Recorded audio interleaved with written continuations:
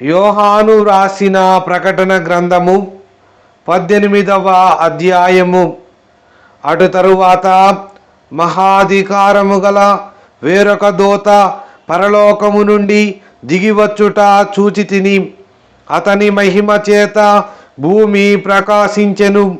అతడు గొప్ప స్వరముతో ఆర్భటించి ఇట్లనెను, మహాబబులోను కూలిపోయెను, కూలిపోయెను, అది దయ్యములకు నివాస స్థలమును, ప్రతి అపవిత్ర ఆత్మకు ఉనికి పట్టును, అపవిత్రమును అసహ్యమునైన ప్రతి పక్షికి ఉనికి పట్టును ఆయను.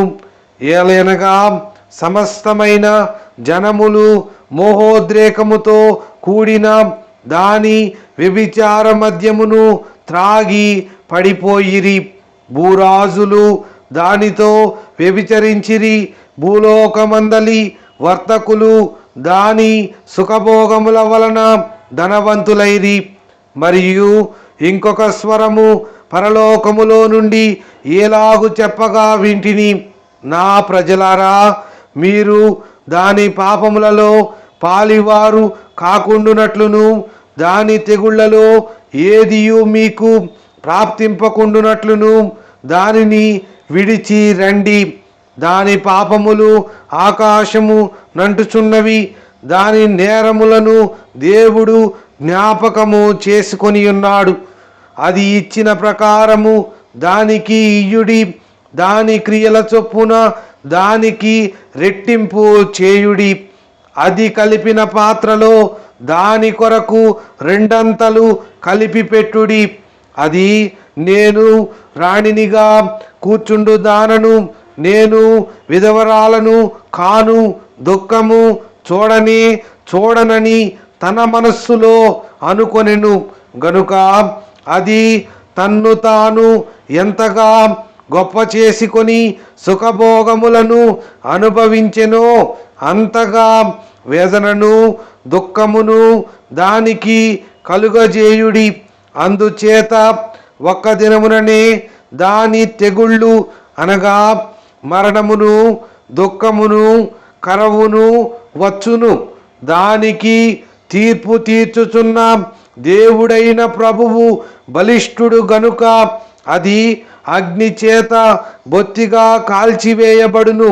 దానితో వ్యభిచారము చేసి సుఖభోగములను అనుభవించిన భూరాజులు దాని బాధ చూచి భయాక్రాంతులై దూరమున నిలువబడి దాని దహన ధూమమును చూచునప్పుడు దాని విషయమై రొమ్ము కొట్టుకొనుచు ఏడ్చుచు, అయ్యో అయ్యో బబులోను మహాపట్టణమా, బలమైన పట్టణమా, ఒక్క గడియలోనే నీకు తీర్పు వచ్చెను కదా అని చెప్పుకొందురు. లోకములోని వర్తకులను ఆ పట్టణమును చూచి ఏడ్చుచు తమ సరకులను అనగా బంగారు, వెండి, రత్నములు, ముత్యములు, సన్నపు నారబట్టలు, ఉదారంగు బట్టలు, పట్టుబట్టలు, రక్తవర్ణపు బట్టలు మొదలైన సరుకులను, ప్రతి విధమైన దబ్బం రానును, ప్రతి విధమైన దంతపు వస్తువులను, మిక్కిలి విలువగల కర్ర, ఇత్తడి, ఇనుము, చలువరాళ్ళు మొదలైన వాటితో చేయబడిన ప్రతి విధమైన వస్తువులను, దాల్చిని చెక్క, ఓమము, ధూపద్రవ్యములు, అత్తరు, సాంబ్రాణి, ద్రాక్షారసము, నూనె, మెత్తని పిండి, గోధుమలు, పశువులు, గొర్రెలు మొదలగు వాటిని, గుర్రములను, రథములను, దాసులను, మనుష్యుల ప్రాణములను ఇక మీదట ఎవడును కొనడు. నీ ప్రాణమునకు ఇష్టమైన ఫలములు నిన్ను విడిచిపోయెను. రుచ్యమైనవన్నీయు దివ్యమైనవన్నీయు నీకు దొరకకుండా నశించిపోయినవి. అవి ఇక మీదట కనబడవని చెప్పుకొనుచు దాని గూర్చి దుఃఖపడుదురు. ఆ పట్టణము చేత ధనవంతులైన ఈ సరకుల వర్తకులు ఏడ్చుచు దుఃఖపడుచు అయ్యో అయ్యో, సన్నపు నారబట్టలను ధూమ్ర రక్తవర్ణపు వస్త్రములను ధరించుకొని బంగారముతోనూ రత్నములతోనూ ముత్యములతోనూ అలంకరింపబడిన మహాపట్టణమా, ఇంత ఐశ్వర్యము ఒక్క గడియలోనే పాడైపోయేనే అని చెప్పుకొనుచు దాని బాధను చూచి భయాక్రాంతులై దూరముగా నిలుచుందురు.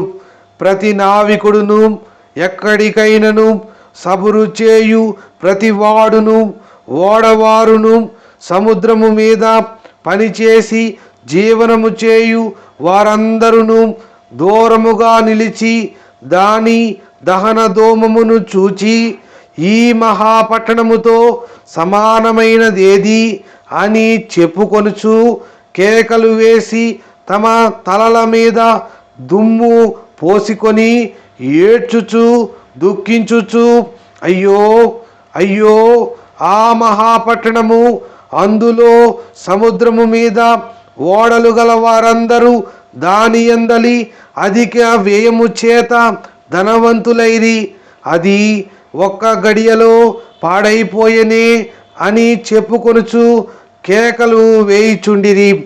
పరలోకమా, పరిశుద్ధులారా, అపోస్తలులారా, ప్రవక్తలారా, దాని గూర్చి ఆనందించుడి. ఏలయనగా దాని చేత మీకు కలిగిన తీర్పుకు ప్రతిగా దేవుడు ఆ పట్టణమునకు తీర్పు తీర్చియున్నాడు. తరువాత బలిష్ఠుడైన ఒక దూత గొప్ప తిరుగటి రాతి వంటి రాయి ఎత్తి సముద్రములో పడవేసి, ఏలాగు మహాపట్టణమైన బబులోను వేగముగా పడద్రోయబడి ఇక ఎన్నటికి కనబడకపోవును. నీ వర్తకులు భూమి మీద గొప్ప ప్రభువులయ్యుండిరి. జనములన్నీయు నీ మాయా మంత్రముల చేత మోసపోయిరి. కావున వైనికుల యొక్కయు గాయకుల యొక్కయు పిల్లన గ్రోవి ఊదువారి యొక్కయు బోరలు ఊదువారి యొక్కయు శబ్దము ఇక ఎన్నడును నీలో వినబడదు. మరి ఏ శిల్పమైన చేయు శిల్పి ఎవడును నీలో ఎంత మాత్రమును కనబడడు. తిరుగటి ధ్వని ఇక ఎన్నడును నీలో వినబడదు. దీపపు వెలుగు నీలో ఇకను ప్రకాశింపదు.